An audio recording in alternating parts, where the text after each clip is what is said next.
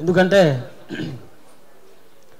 30 ఏండ్ల ఉద్యమ దండోరా అనే పుస్తకంలో మా కళాకారులకు ఒక పేజీ ఇస్తున్నటువంటి మందకృష్ణకు గట్టిగా చప్పట్లు కొట్టాలి.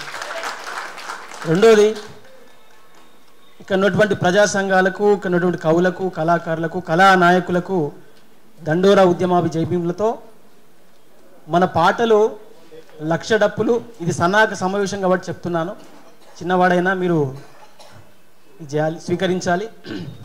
లక్ష డప్పులు 1000 గొంతుల మీద పాటలు ఉండాలి. ఎందుకంటే మొన్న వచ్చినటువంటి దండోరా మాదిగ దండోరో ఎంఆర్పిఎస్ జెండేరా అనేటువంటి పాట కూడా రికార్డ్ చేయడం జరిగింది.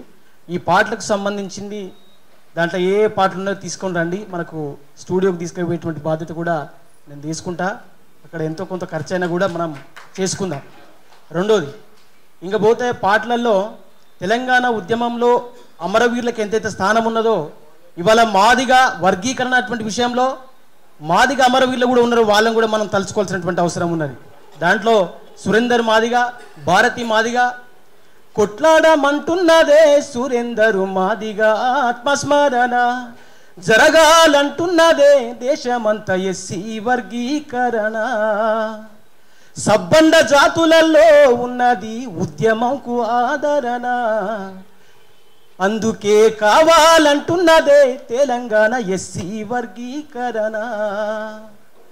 30 ఏళ్లుగా ఒక్కడై కొట్లాడి సంధించే ప్రశ్నల బాణం, లక్ష డప్పులతోటి 1000 గొంతుకలయి అందుకో దండోరా గానం.